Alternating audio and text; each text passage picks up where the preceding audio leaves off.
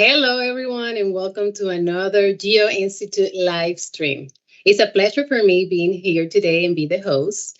Today's live stream is sponsored by Maccaferri. But before we move to our moderator and presenters, I would like to mention who we are. Who is It's the a pleasure for Geo-Institute?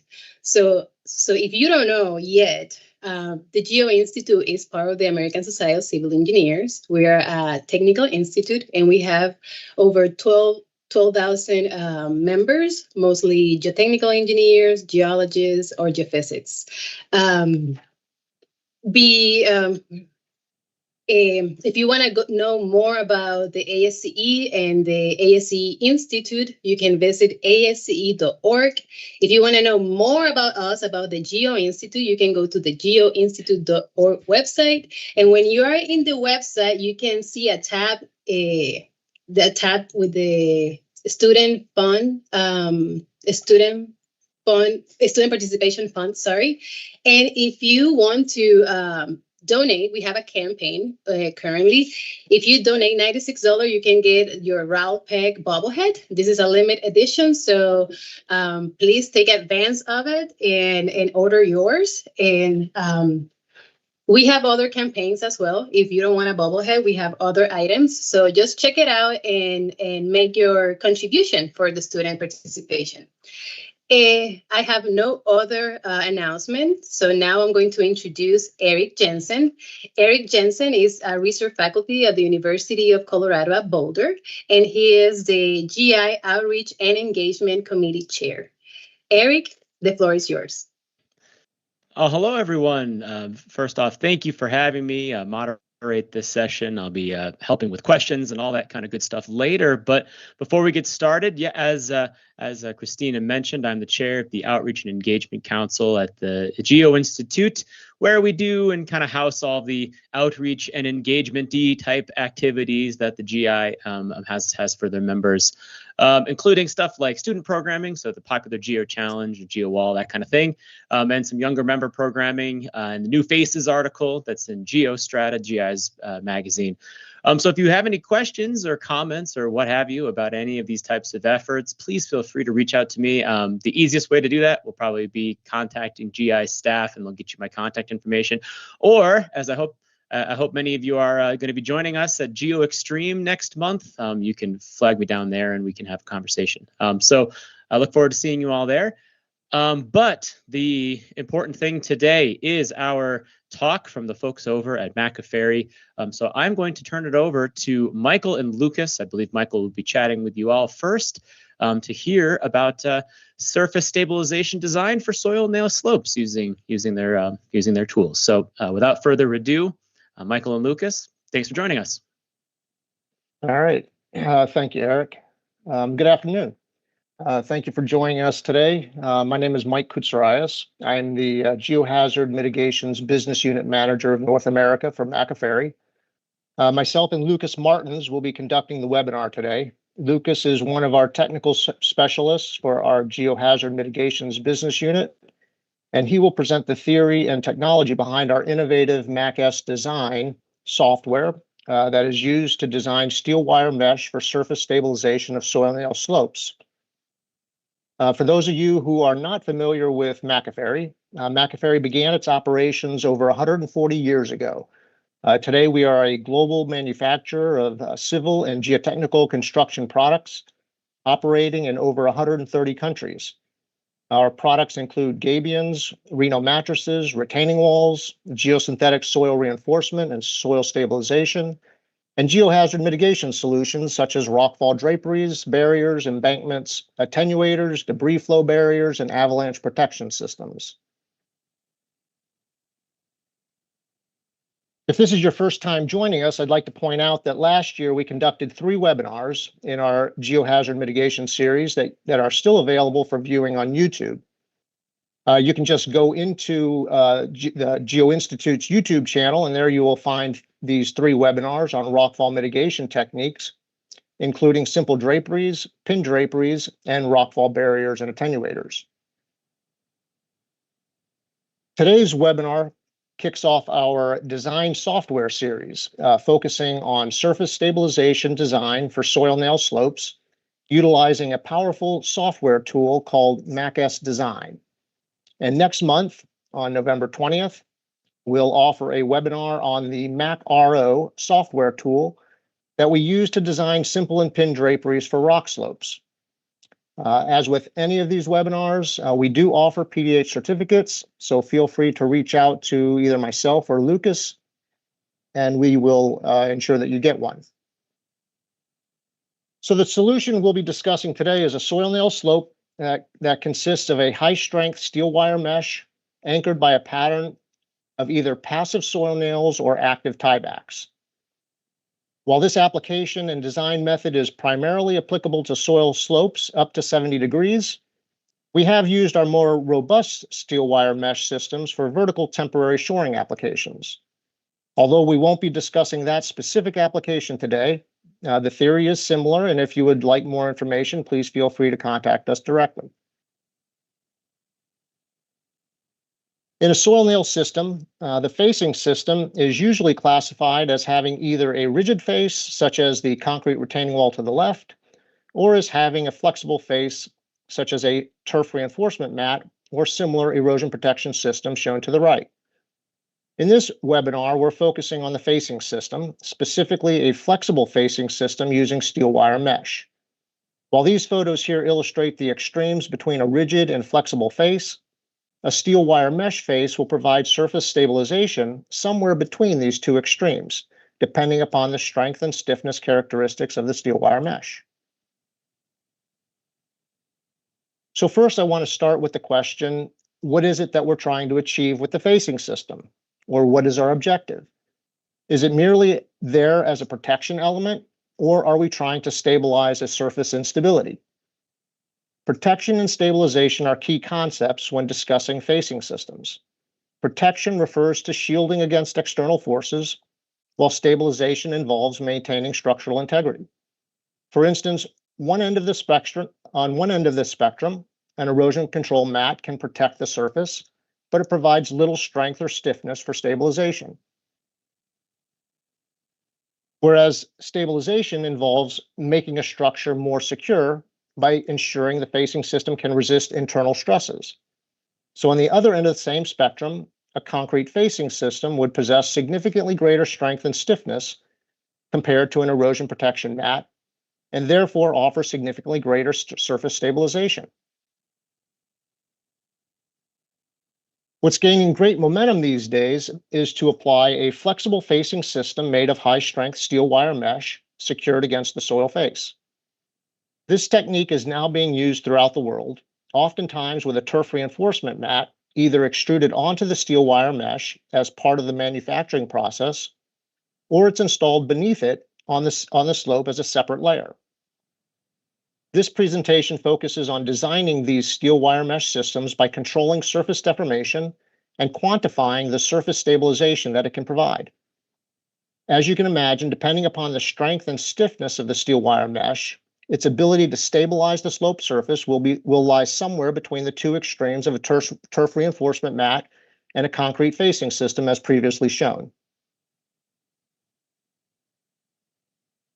Setting the basis for our design approach, the surface soil movement is controlled by the combined action and interaction of the anchors and the mesh. The mesh plays a crucial role in containing the superficial instability between adjacent anchors. It's important to note that the steel wire mesh itself functions as a passive system, regardless of the type of anchor used, meaning soil movement is expected to occur. The strength and stiffness of the mesh, in terms of its load strain characteristics in both tensile and punch, are important factors in determining the stabilization effect of the steel wire mesh facing and its ability to control soil movement. There has been some confusion in the market about whether these systems can actively apply pressure to the slope.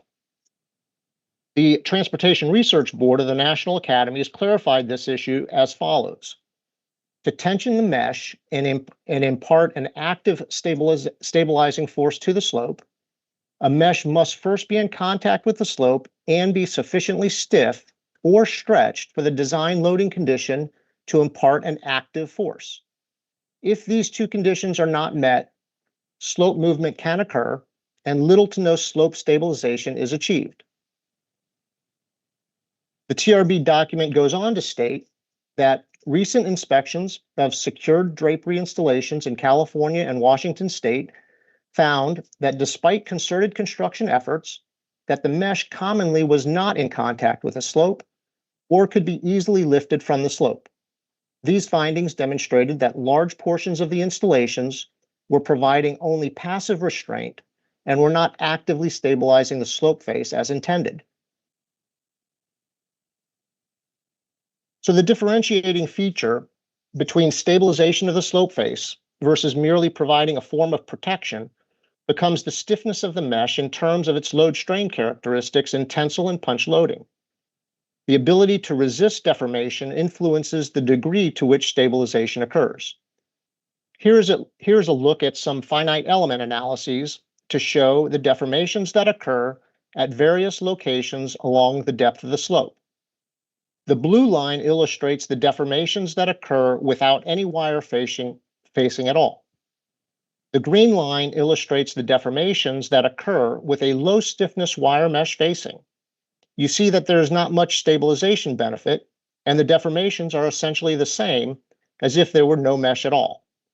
This suggests the mesh is only providing a certain level of protection rather than stabilization to the slope face. The pink line illustrates the deformations that occur with a high stiffness wire mesh facing. You see the significant reduction in facing deformations as a result of the quick mobilization of the mesh's strength at low deformation. This is what we quantify in the MacASCE design method and software that we're about to present. Although finite element modeling, as just previously shown, could be used to quantify the stabilization effect of the steel wire mesh facing, the finite element method is input sensitive and requires high computational time. Therefore, limit equilibrium method is most often used to analyze slope stability.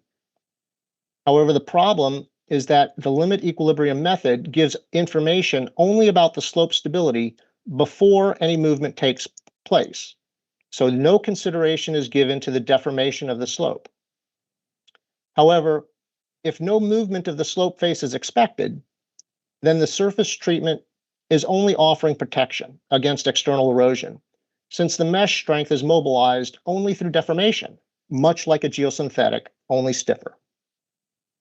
To ensure no deformation occurs, in most cases, would require a very tight nail spacing. One benefit to using a steel wire mesh facing is to allow for larger nail spacings, thus optimizing and providing the most cost-effective design while controlling deformation to an acceptable level, much like the design of an MSE wall. By increasing the nail spacing, deformation of the slope face occurs, and the steel wire mesh strength mobilizes and provides stabilization effect to the surface. As explained, the ability for the mesh to limit surface deformation depends on the load strain characteristics of the mesh. Therefore, the design should be carried out with the understanding that prior to the ultimate capacity of the mesh being mobilized, its critical deformation may already have been exceeded. In a limit equilibrium analysis, since no deformation is considered, once deformation does occur, the factor of safety that you thought you had no longer is available as the loading on the anchors increase. Therefore, there must be compatibility between the mesh strength characteristics and the underlying soil strength characteristics. For instance, if the soil fails at a 10% strain, designing for a mesh strength mobilized at 20% strain will not do you any good. The Maccaferri products specifically designed for use in soil nailing applications include the MacMat-R and the MacMat-HS. These products reduce installation time by providing both surface stabilization and erosion protection as a single layer where vegetative growth is desired and achievable.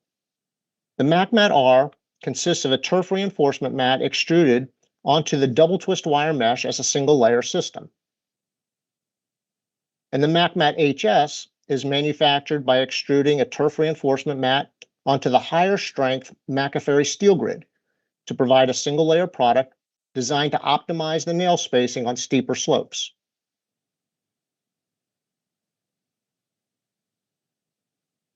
This is a project located in Northern California along Highway 191 in Paradise, California, designed by Caltrans and installed last year in 2024. This new road cut required over 220,000 square feet of Maccaferri's MacMat R, provided in a tan color. The MacMat R is a polymeric coated double twist wire mesh with an extruded turf reinforcement mat, manufactured and installed as a single layered system for ease of installation. This project also required the installation of about 8,300 platypus earth anchors. We did have a video to show you, but we're having some trouble pulling that up. So just wanted to show you some of these slides. And now I'm going to pass it on to Lucas, who's going to go more into detail on the ASCE design and also illustrate or show you the software program that we have.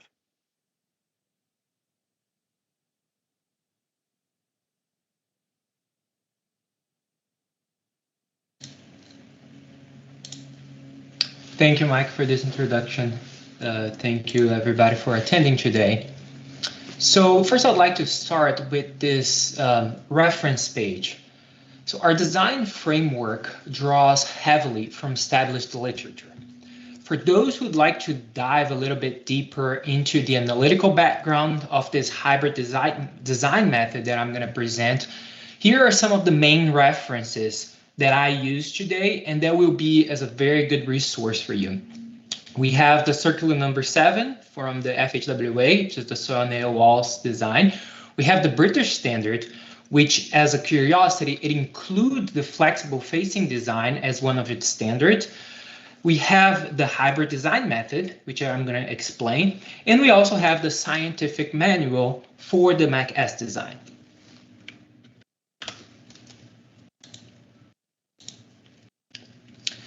So the ASCE design, what it is an online tool that supports the engineer in designing soil nail systems where they're using flexible facing for superficial slope instabilities.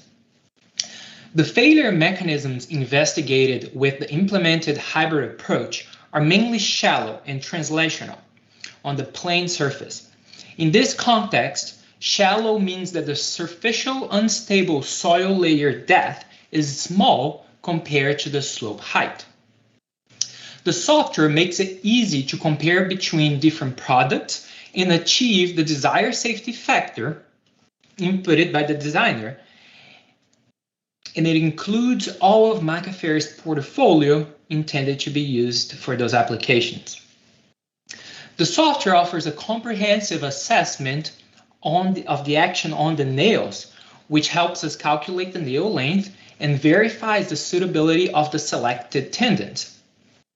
This complete assessment, combined with the strength of the Maccaferri mesh solutions, let the designer optimize on this value solution.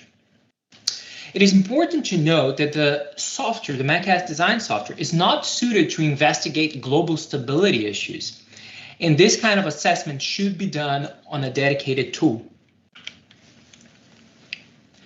This brings us to the concept of surface instability. In soil nail systems, the high-strength steel wire mesh is secured to the slope using a pattern of anchors. Together, the mesh and the anchors manage this slope surface movement.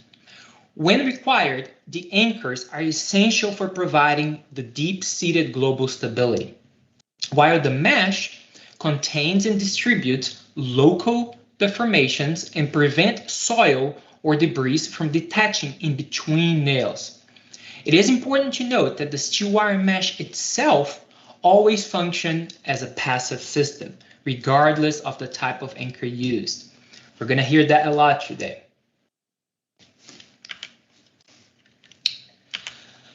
As previously introduced by Mike, common design procedures use a limited equilibrium model, where the driving force E is equal to the resisting force from the strength of the soil, R, reduced by a safety factor, plus a stabilizing action, A. the stabilizing action provided by the anchor and mesh. This method assumes that the protective mesh behaves like a rigid structure, and it's able to develop the required resisting force and transfer moment without considering the deformation of the system. However, this is counterintuitive to the concept of flexible facing. That, as we discussed previously, requires deformation in order to mobilize the tensile strength of the mesh. In other words, the analysis of a flexible facing systems should consider the deformation required to mobilize the mesh forces so the correct reaction could be imposed by the wire mesh and anchor systems. First presented by Gali in 2017, the hybrid approach considers the deformation field of the soil to calculate the value of maximum stabilizing action from the mesh and anchors. This hybrid method approach combines both the ultimate limit state and the serviceability limit state. As in the LEM approach, the stability of the soil is considered at its ultimate limit state. Thus, the Moore column criterion for the shear stress calculations still applies. On the other hand, the mesh and the nails selected for this slope stabilization are considered at its serviceability state, meaning that we're creating a relationship between the expected deformation of those stabilizing elements and the amount of force the mesh and the anchors are pushing back on the slope with. We call this relationship the characteristic curve or characteristic function.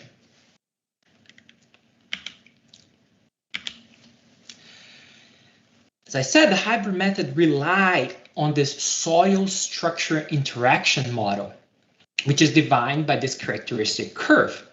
The curve is expresses the value of stabilizing action as a function of the displacement of the soil. This curve is modeled based on laboratory tests and finite element analysis performed by Maccaferri in cooperation with the University Politecnico di Milano in Italy, and it defines the interaction and deformation behavior between a specific steel wire mesh, a specific anchor system, and a specific soil condition. That being said, it is a function of the soil properties and parameters, the mechanical characteristics of the mesh, and the anchor spacing. So basically, here you have that mechanism that are in place on those solutions. First, you have the movement of the soil mass against the mesh, introducing a pressure Q against the mesh. And as Newton theorized, that pressure Q is also imposed by the mesh to the slope. This pressure Q generates a tensile force T on the mesh and a tensile force F on the anchor.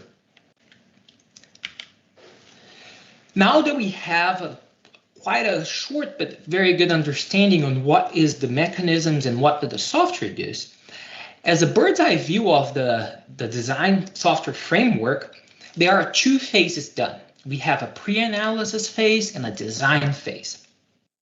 First, the software does a pre-analysis phase to obtain a safety factor of the slope on a pre-intervention situation without the mesh and with the anchors. On the design phase, it involves the assessment of the mesh product and anchors in order to achieve a target safety factor defined by the user. Different products and different mechanical characteristics can be selected. To dive in a little bit more and to be more specific, we can expand these phases into this chart. We have inputs, pre-analysis, design, analysis, and output. The input and geotechnical parameters aid the program in identifying potential sliding failures, and the safety factor indicates the desired safety factor of the design. During the pre-analysis phase, an equilibrium analysis is conducted in a pre-intervention state. Knowing this initial safety factor from the pre-analysis phase, the designer has an initial idea of the needed structure and enters the design for the appropriate anchors and mesh.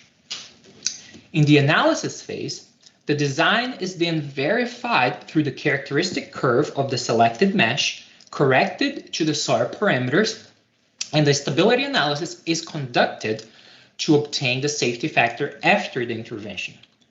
The output step, on the output step, this design safety factor is verified through the working ratio of the mesh.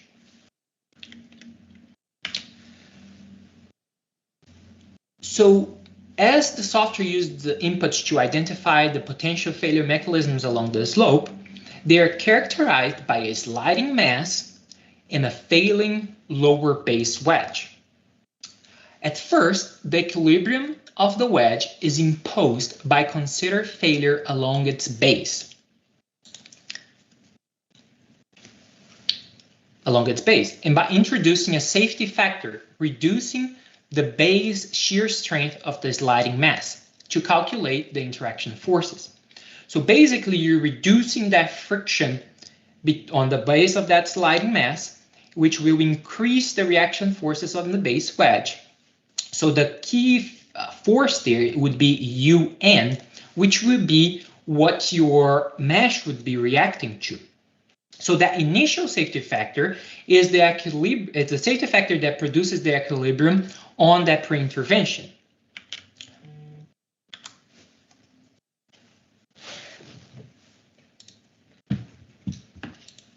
On the post-intervention, we are introducing now the mesh with a pressure Q to counteract that UN and create an equilibrium with a higher safety factor. So basically, the pressure Q needed to stabilize that base wedge is used to calculate the tensile force acting on each of those anchors. The force is equal to Q times the area of influence, or anchor spacing. This actual force is then verified to be within the limits of the maximum force able for the anchor to resist, and is also used to provide an expected displacement for that system. With the expected displacement, we can see what is the actual tensile force being applied on the mesh, which also has to be within the limit of the maximum tensile force of the mesh chosen. Here we can see where is that serviceability comes from. So you can see that the actual T is less than the maximum allowed by the mesh, and also the maximum F is less than the maximum allowed for the force.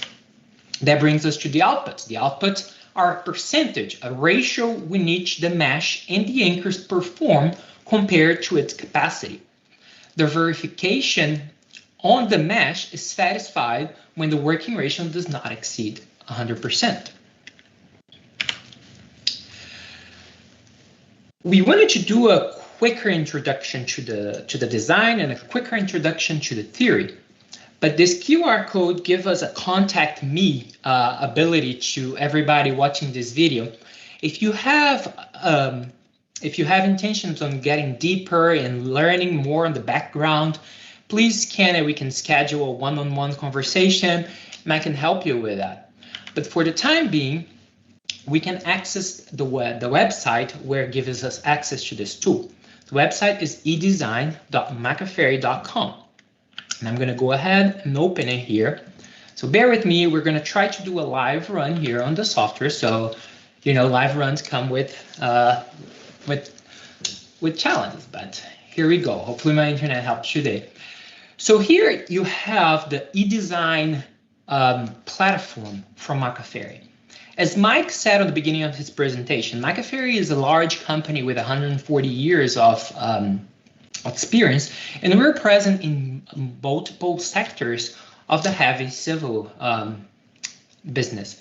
So we have multiple design softwares for other applications, but here I want to point out both the Mac as design, which is the subject of today's presentation, and the macro design, which is the subject of the next presentation in November.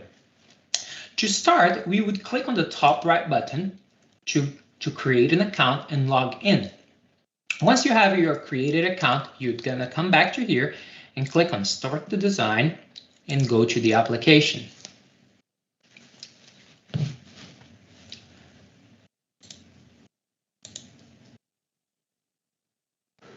Okay, this is the Mac as Design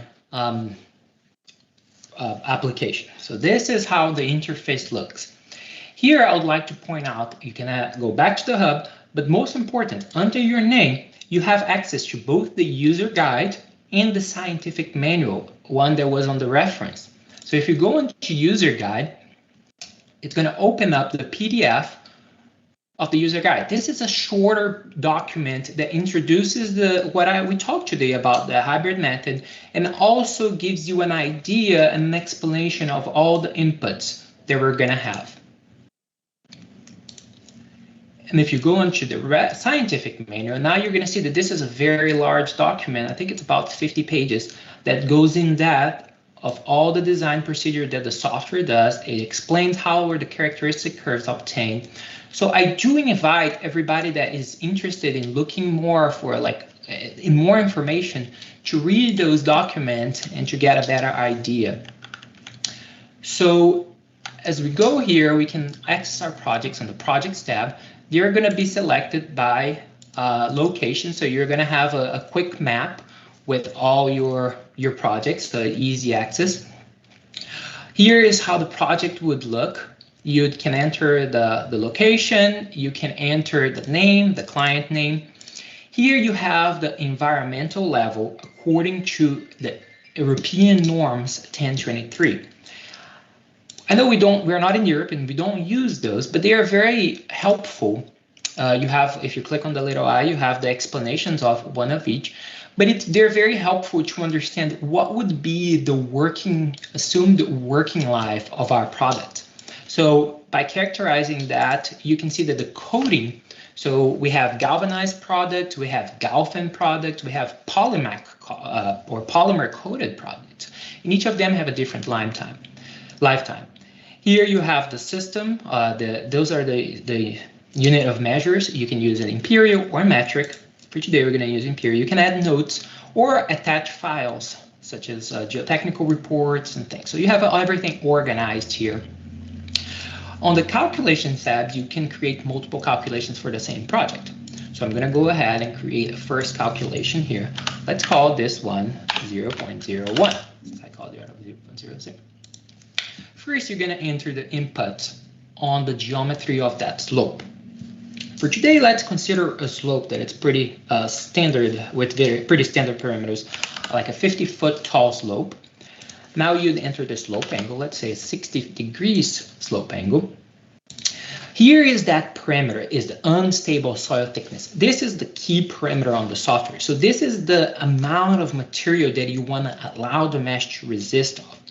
Here, let's enter, for example, 8 foot of unstable soil thickness. So your mesh would be resisting 8 foot. This is going to be the sliding mass limit, the base of the sliding mass. So if we remember the stability calculations. Next, we're going to have the geotechnical parameters. Under the geotechnical parameters, we're going to enter the friction angle, cohesion, unit weight, that kind of thing. So like for the friction angle, let's enter today 28 degrees. Under cohesion, let's enter a cohesionless soil. So pretty standard numbers here, just to give an idea of what we would be seeing. If you have never done a design like that and you don't know what to enter, I suggest always looking into your DOT. The DOTs usually have parameters like that. They have tables with all of those. Those are very common parameters to have. If you don't have it for the site specific, you can enter like something from literature. Those are the typical USCS soil types. Those help the software understand the soil behavior and adjust the mechanisms of failure to that. You might be familiar with the ASCE, which would be granular versus silty clay, but the USCS says silty clay and sandy silt.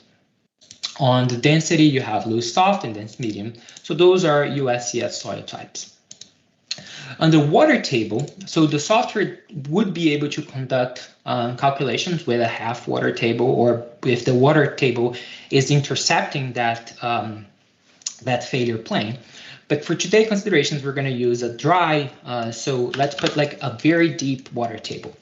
When I click that, you see that there's a note, unstable layer is dry, and it's going to default to the minimum here. So you can see that that's where the water table would be.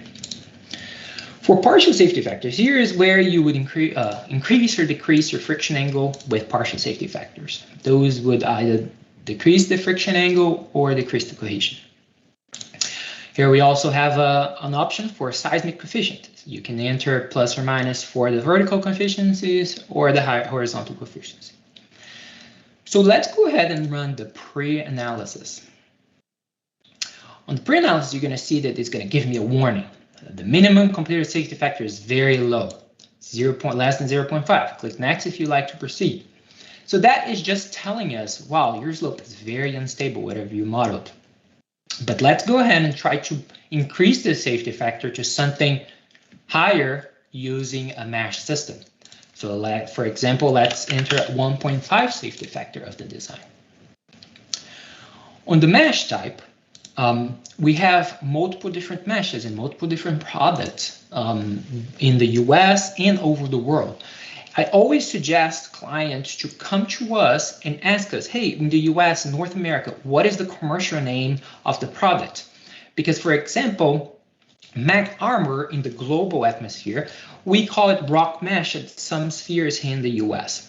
We're trying to change that to Mac Armor, but Mac Armor is essentially rock mesh.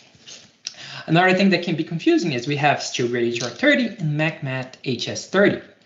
Mike did mention, so the HR30 is our mesh, it's our composite mesh using that has double twist, and it has interwoven high strength cables spaced at 30 centimeters or 12 inches. So that's our HR30. So, but Mike mentioned we have products, they are one layer systems. They're specifically designed for saw nailing. So they combine the HR30 plus a TRM on the same product.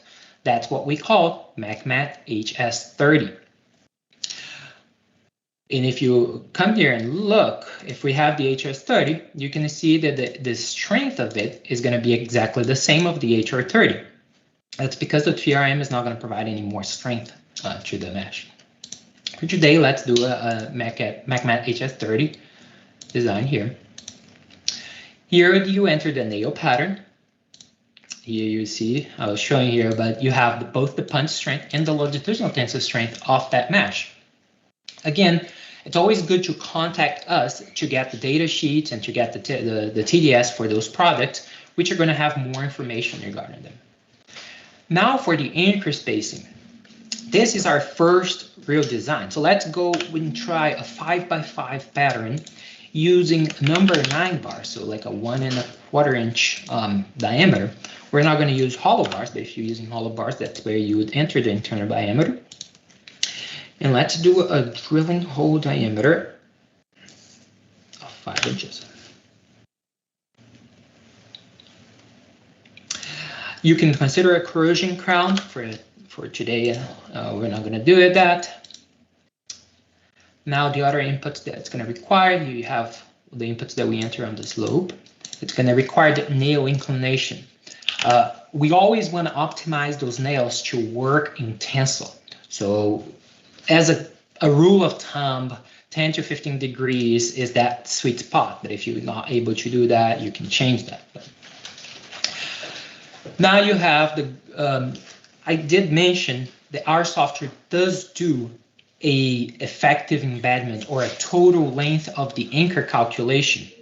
This is the benefit of the software. It gives you a full package.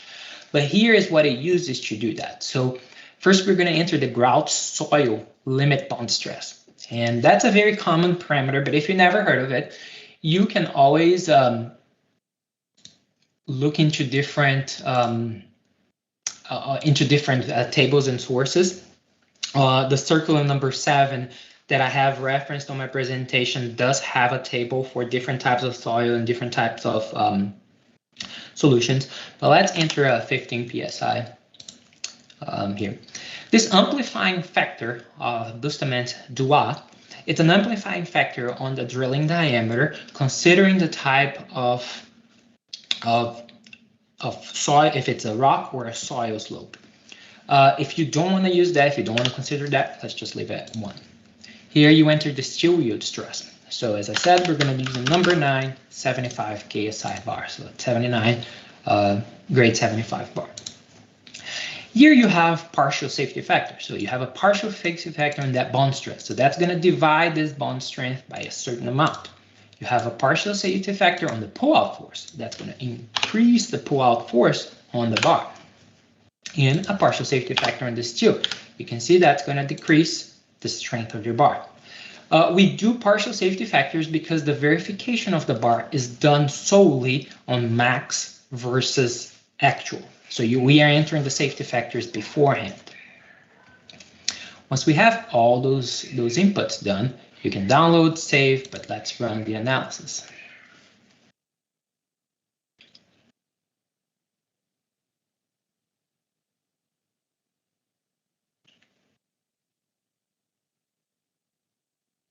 Okay, so we can see that with a 5-foot anchor spacing, the mesh is verified, meaning that the tensile strength that is providing is under that maximum tensile strength that it's available. But we can look, if we look close, we're going to see that the working ratio of the mesh is at only 6%, meaning that we are underutilizing our mesh significantly. We also can see that the forces on the anchors are significantly lower what they can take. So you can see that the 5-foot anchor spacing is very conservative. If we go here on the results, that becomes more clear. You can see both the 6% and the other. But this gives me a good point. This approach takes that black box guess of what forces are actually transmitted by the mesh to the slope. Instead of using an arbitrary external stabilizing force that would be defined by the designer, it does that calculation for you using very, very advanced design procedures. So let's go ahead and optimize this design by increasing the anchor spacing from 5 foot to 7 foot. If you, as a quick calculation, a 5x5 pattern and a 7x7 pattern, on a 7x7 pattern, you're reducing the amount of anchors by almost half. And if you, okay. So on a 7x7 pattern, that didn't go through. 7x7 pattern, okay. Let's click on save and run the analysis. So we are probably going to see here, hopefully, an increase on that working ratio. Probably a significant increase from a 5x5 to a 7x5. That doesn't sound like a lot, but it's a lot. So you can see that here we did have the increase on that mesh working ratio. You have the increase on that load on those anchors. Now we're talking about 30 kips, so like half of the available. But it seems like we would be able to go to 8x8 pattern. So like that would be increasing even more. Let's run the analysis. Okay, so that's a more acceptable working ratio. We are using about 2/3 of that mesh strength provided, or that mesh available strength. Here you have the length.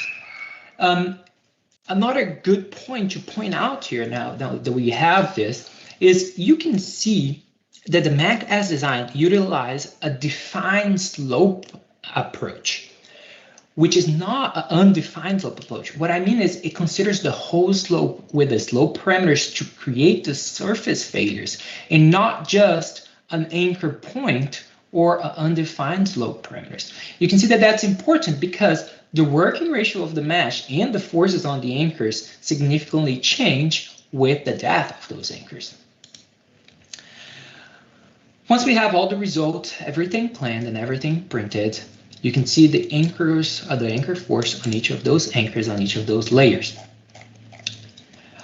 You can print out, there are multiple options to print out. We have a short PDF.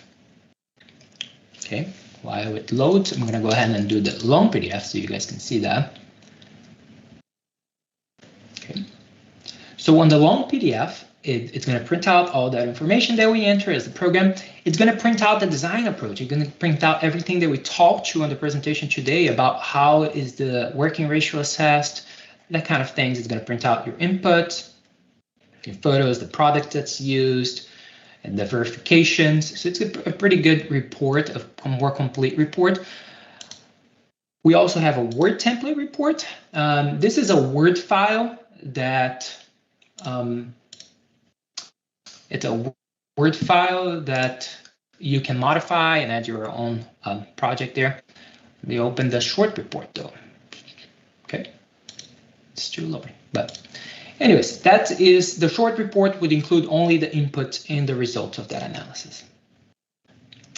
That brings me to the conclusion of this run through the software.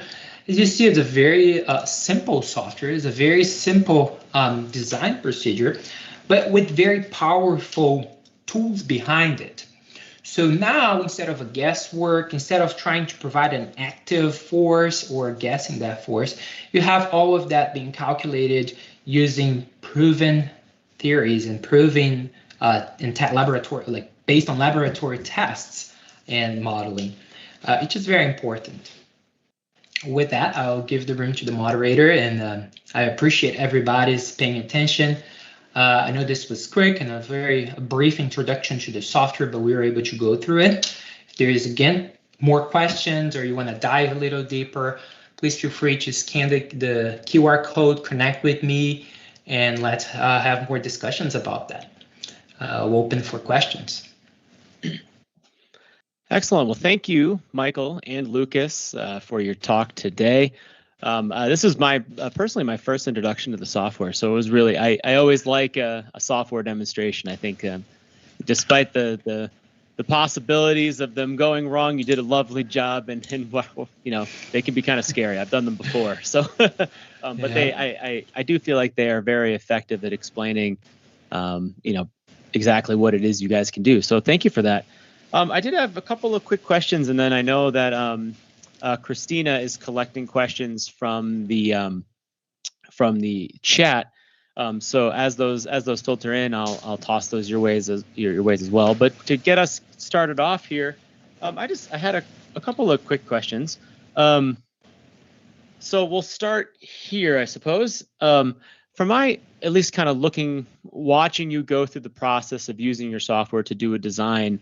It seems like there's a lot of, you know, you do, obviously with every design, there's a lot of iteration and that kind of thing. And I'm wondering, in particular, the parameter that is often the limiting reagent in these types of analyses is cost. And so as you have a list of the drop down menu of all the products you guys offer, which seems to be, you know, kind of a lot, which is great. I'm wondering if the software has a way to kind of guide you through, if you are unfamiliar with your services, you know, where you should start, or is that something that you guys offer as consulting services on the side? Like, how do you suggest someone start if they really don't know where to begin?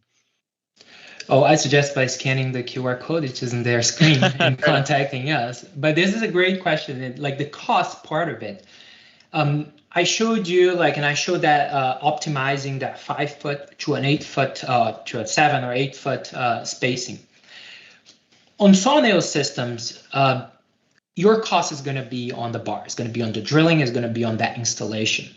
The mesh or the facing cost usually is almost negligible. The difference between a very heavy-duty mesh and a lighter-duty mesh compared to the gains that you can have by increasing that nail pattern even by 1/2 foot, you know. So I think that a good approach is always, I know I'm on the mesh manufacturer, not a bar manufacturer, but a good approach is to use your heaviest duty mesh and increase that anchor spacing. But and I think that that's a good approach to reducing the cost of your project overall. Yeah, so as a nice rule of thumb, that seems to be a good, at least to your suggestion, a good place to start. Yes. Let's see. I do have another note about that. You said about the consulting services. We offer complimentary consulting services. So if you scan the QR code, it's not going to be charged or anything. We will help you. We go over presentations. That's our job, and we would love to have you contact us. Wonderful. I hope people take you up on that offer. We have a question from the audience. It's the question reads, what is the potential thickness of the unstable soil layer? You showed that in your example there. Does it vary based on the soil stiffness? And can the software calculate the allowable thickness on the unstable layer? Okay, that is probably it's a great question because it's the question that everybody has. It's the unstable soil layer. That's the trickiest input on the whole software because that's the basis of the engineering of it. Mm-hmm. In some slope, it's clearly defined. You have a rocky slope with some kind of overburden on it, so you know that the overburden is your unstable. But if you have a purely soil slope and you're concerned with just the surface of that soil slope, you know your slope is globally stable, but you know that there is a certain amount of surface that needs to be addressed. If you don't have borings or you don't know where that compaction happens, where those soil characteristics change, the limit for the software itself would be 0.5 meter for the minimum amount that it can go, and the slope height over 5. So we did a 50-foot slope. It would only allow us to compute a 10-foot unstable layer. That's because whenever you're talking about ratios that are above 5 or something, the address of those systems should be done on a global stability software, on a global stability analysis, because that's what is most likely happening, and not a shallow failure, but more like a deep-seated failure. Oh, awesome. Excellent. I hope that answered the question from the audience. It certainly answered it for me. I had another one here because I don't think I have anything else. Yep, I have another one here from me. So this is obviously a 2D design software, or at least it looks like that from the obviously I think there is some 3D component maybe, or like a 2.5D kind of situation. Do you have any suggestions for engineers using your software who might have some 3D component to their slope, maybe the height changes or the angle changes or something? Do you suggest designing for the worst case and calculating from there? Is there a constructability component to this that you have designers consider? Just what are your suggestions if that's the case? Yeah, this is a translational 2D approach, but usually we do create multiple sections. If you have different sections, and if you have like a slope that has clearly defined, this section of the slope is completely different than this section of the slope, so you do 2 designs. But we usually design to the worst case and apply that to the whole slope as a constructability choice. But now if you have 2 sections that are very large and you want to do them different, you can save a lot of money by doing 2 different designs. Got it. So it does depend. It is fast and quick. You saw me doing it in like 20 minutes. So you could run 3 or 4 in an hour or so. That's fantastic. We have another question from the audience. The question reads, most slope failures will occur due to surface saturation, right? So I did notice that in your software there was ways to incorporate water in various directions. So how do you incorporate that particular failure mechanism here? Okay. That's on the more advanced level. You got to read the guidebook, right? But no. So whenever you introduce the water, if the surface of the water level is above that failure point, there's going to be an introduction of the pore pressure on that sliding surface, which will significantly affect that friction that's used to calculate the safety factor. So that pore pressure against that sliding surface is going to be part of that limit equilibrium of the soil mass. So that's how it would affect there. Also you have the different unit weight that's accounted for whenever you're calculating the weight of that sliding mass. But yeah, it's very simple. You're going to consider the cohesion of your saturated soil, and it's going to increase that pore pressure vector on that stability calculation. Thanks. Another question from the audience here. How do you determine the size of the debris that will be caught by the system and how much force it exerts on the nail? So, I mean, obviously the methodology you're using sort of has a homogeneous soil technique, but are those types of, the size of the grains, or maybe there's some gravel or something in there, do those types of considerations get put into your designs? The size of the grain comes in consideration whenever we are entering that typical US CIS soil types where you have coarse and you have fine. Mm-hmm. So you're ending like a sandy silt or silty clay. That's when it enters, and that does affect the failure mechanisms. Whenever it's the software is looking through the failure mechanisms of the slope, that does affect there.